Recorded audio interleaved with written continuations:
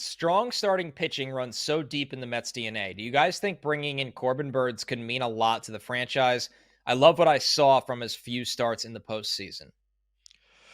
Um, I don't know. I don't know what it means necessarily for the franchise. Like, I don't know about that portion of things, but the Mets DNA, respectfully, has also largely been not winning. That's Right. that's been our life. So I'm okay with the Mets DNA changing to whatever it takes to win. And if that means not signing high end starting pitchers for big money deals or long term deals, I'm okay with that. There's different ways to do this. If there was one way to build a team, everybody would just copy each other. But there's no proven formula, and that's something David Stearns constantly reminds people when he speaks to the media. But Corbin Burnes to me is, maybe it's something you consider if you lose Soto and you want to make a quote unquote splash this offseason. Corbin Burnes would apply as a splash, and it's not that I think Corbin Burnes is a bum. Like, I've been critical of him and, what I think when it comes in context of a long-term big money contract. Corbin Burnes is probably going to be perfectly good for the next 3 years, maybe 4 years.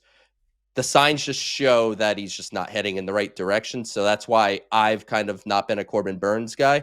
But I don't know so much about this was the Mets DNA and, what signing Corbin Burnes would mean for that side of things. I think the Mets need a new DNA. It's a DNA of winning. Yeah, I think that's a perfect way to outline it.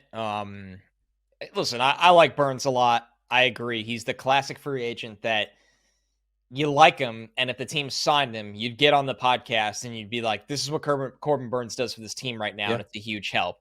While also knowing the back end of that investment is not going to age the way that you hoped, and that's the sin you're kind of committing there, or at least it's not even, I don't even call it a Yeah. risk, because Yeah. the you just run the numbers, the amount of contracts in that range for a pitcher, just they don't work out on the back end of it. And sure, there's outliers that did, but a lot of them don't.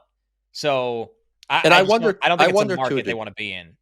yeah, I agree. I don't think it's a market they want to be in. And I also wonder, is Corbin Burnes an example of just being the best in a class and not necessarily being best in class generally? Like, Juan Soto is best in class Right. whenever he's a free agent.